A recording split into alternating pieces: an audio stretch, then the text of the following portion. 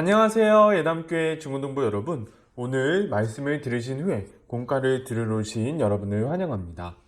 여러분, 오늘의 공과는 더 킹스 오브 이스라엘 문제 앞에서에 대해서 이제 공과를 알아볼 건데요. 오늘은 숲으로 부분을 보도록 하겠습니다.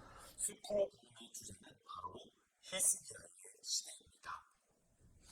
여러분, 우리가 이 공과 부분을 보면 두 가지 문제가 나와 있는 것을 알 수 있습니다. 우선 첫 번째 문제를 보도록 할게요. 첫 번째 문제는 바로 이것입니다. 다음의 그림들을 보고 히스기야의 시대와 관계없는 것을 골라서 체크해 보세요입니다. 여러분, 지금 5개의 그림이 이 공과의 내용 안에 들어있는데요. 이 5개의 그림을 차근차근 한 번씩 볼게요. 첫 번째는 우상척결하는 히스기야의 모습, 두 번째는 율법을 준수하는 히스기야의 모습, 그리고 세 번째는 아수르에 대한 조공을 거부하는 히스기야의 모습, 그리고 네 번째는 블레셋과 화친을 맺은 히스기야의 모습, 그리고 다섯 번째는 사마리아 성이 함락된 그러한 모습을 우리가 볼 수 있습니다.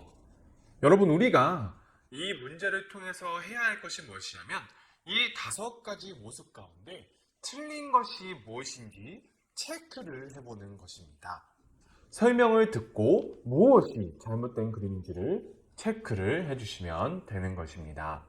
그럼 이제 첫 번째로 우상척결을 하는 히스기야의 모습을 보도록 하겠습니다. 열왕기하 18장 4절 말씀을 읽어드리도록 할게요. 그가 여러 산당들을 제거하며 주상을 깨뜨리며 아세라 목상을 찍으며 모세가 만들었던 놋뱀을 이스라엘 자손이 이때까지 향하여 분향함으로 그것을 부수고 느후스단이라 일컬었더라. 여러분, 히스기야는 왕이 되자마자 종교 개혁을 일으킵니다. 종교 개혁을 일으켜서 그 당시 남유다 땅에 가득했던 우상들을 전부 부셔버립니다. 이 히스기야 왕의 아버지의 이름이 혹시 무엇인지 아시나요? 이 히스기야 왕의 아버지는 아하스라는 이름을 가진 왕인데요. 남유다 역사상 가장 악했던 왕 중에 한 명이었습니다. 이 아하스 왕 때 남유다는 우상 숭배가 절정에 달함으로 말미암아 하나님에 대한 믿음과 신앙이 정말로 땅 밑바닥까지 완전히 처박혔던 그러한 시대였습니다. 이 아하스 왕의 아들 히스기야 왕은 자신의 아버지가 잘못된 방향으로 나아갔다는 것을 알았고 그 잘못되었다는 것을 알았기 때문에 왕이 되자마자 우상을 척결한 모습을 볼 수 있는 것입니다. 그래서 이 우상 척결을 하는 히스기야의 모습은 히스기야의 시대와 관계가 있는 모습이라고 볼 수 있는 것입니다. 그럼 이제 두 번째 모습을 보도록 하겠습니다. 두 번째 모습은 바로 율법을 준수하는 히스기야 모습입니다. 열왕기하 18장 6절 말씀을 읽어보도록 하겠습니다. 곧 그가 여호와께 연합하여 그에게서 떠나지 아니하고 여호와께서 모세에게 명령하신 계명을 지켰더라. 여러분, 이 히스기야가 여호와께서 모세에게 명령하신 계명을 지켰다고 나와 있는데요. 이 계명을 구체적으로 어떻게 지켰다는 것일까요? 히스기야가 출애굽 시대 때부터 하나님께서 이스라엘 백성들에게 지키라고 명령하셨던 유월절을 다시 부활시킵니다.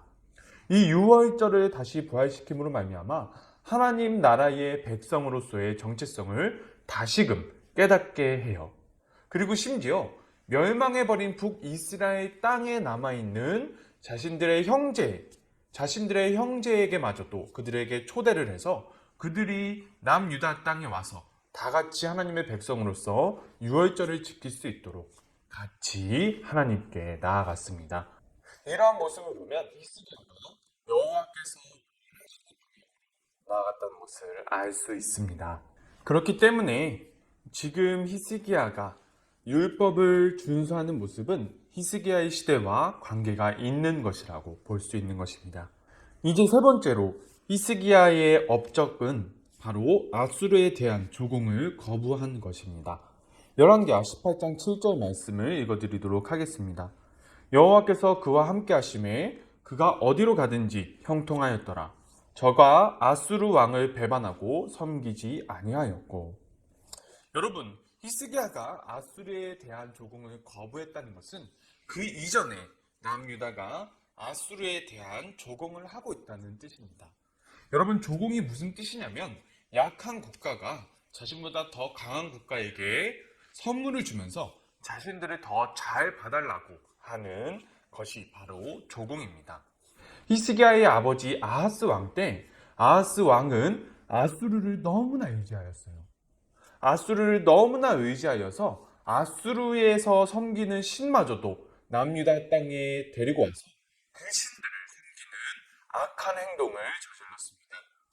그래서 이 히스기야가 아수르에 대한 조공을 멈춘다는 것은 그냥 아수르에게 보내는 선물을 멈춘다는 것, 그것 하나에만 국한되는 것이 아니라 아수르가 섬기고 있던 신도 같이 섬기지 않고 아수르가 가지고 있던 문화도 받아들이지 않겠다고 선언한 것입니다.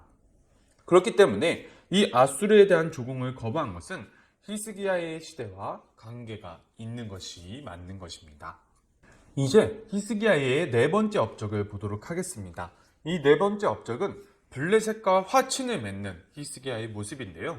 이것에 관하여서 성경은 뭐라고 말하고 있는지 우리가 보도록 하겠습니다. 열왕기하 18장 8절 말씀입니다. 그가 블레셋 사람들을 쳐서 가사와 그 사방에 이르고 망대에서부터 견고한 성까지 이르렀더라.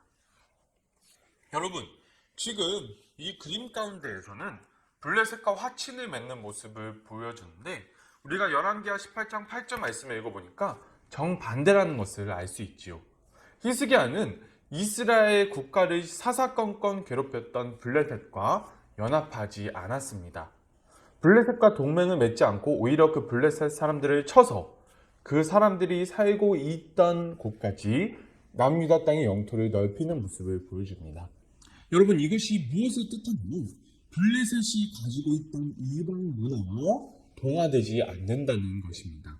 블레셋이 가지고 있었던 이방 문화, 그 이방 문화가 끊임없이 이스라엘 국가 그리고 남유다 땅으로 침투해 들어왔었는데 이 블레셋의 침으로 말미암아 그 이방 문화마저도 단절시키겠다는 의지가 이 바로 히스기야가 블레셋을 쳐 부수는 그 사건을 통해서 우리에게 보여지는 것입니다.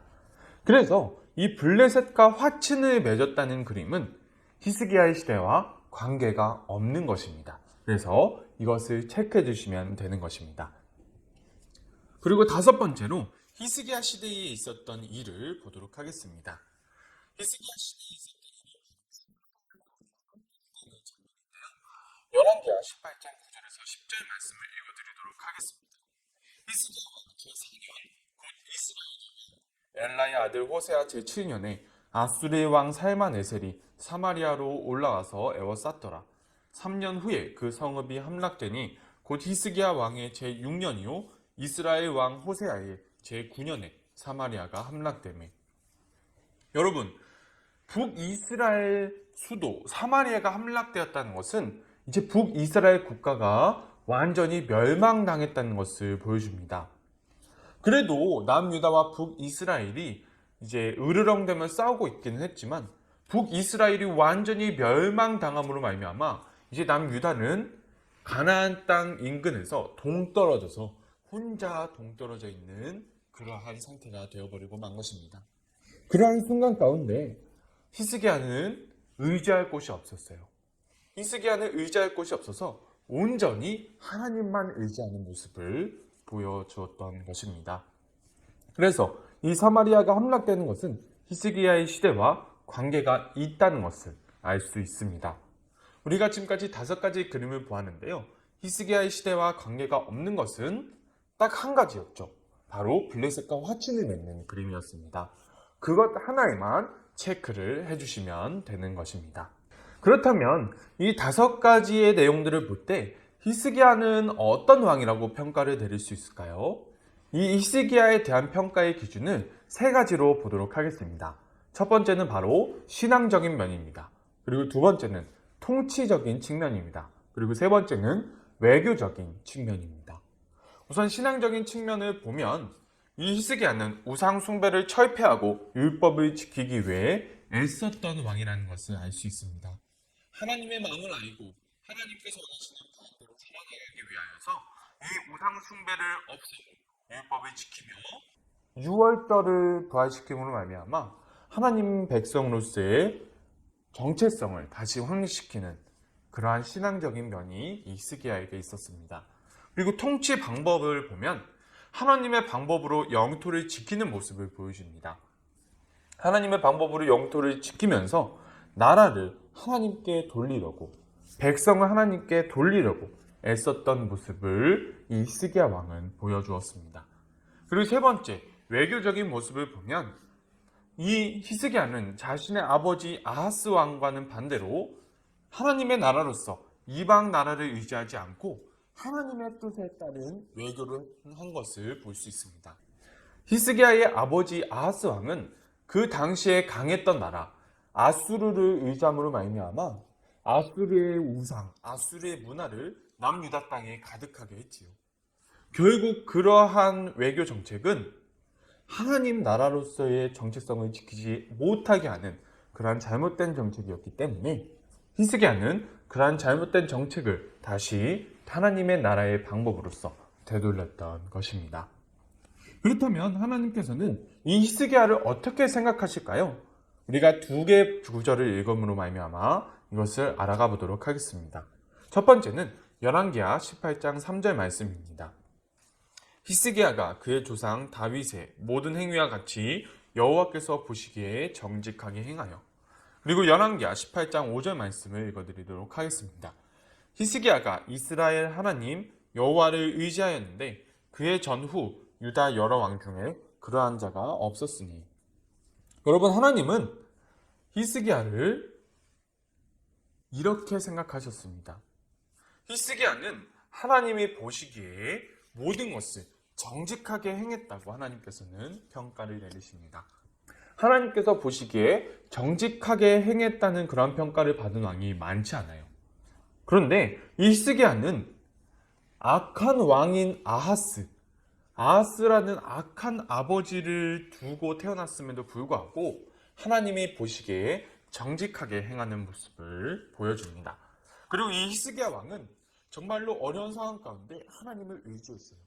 북이스라엘이 아수르에게 멸망당하고 그 가운데 정말로 그 어려운 가운데 살 얼음판을 겪는 그 과정 가운데서 오직 하나님을 의지하는 모습을 보여줍니다. 그래서 하나님께서는 이렇게 평가를 내리십니다. 히스기야 이전에도 그리고 이후에도 히스기야와 같이 하나님을 의지한 왕이 없다. 이러한 평가를 하나님께서는 내리셨습니다. 여러분, 지금까지 이 히스기야 왕에 대해서 알아보았는데요. 이 히스기야 왕에 대해서 알아본 내용을 적어서 전사님께 보내주시면 감사하겠습니다. 여러분, 지금까지 공과 들어주셔서 너무 감사하고요. 다음 주에 만나요.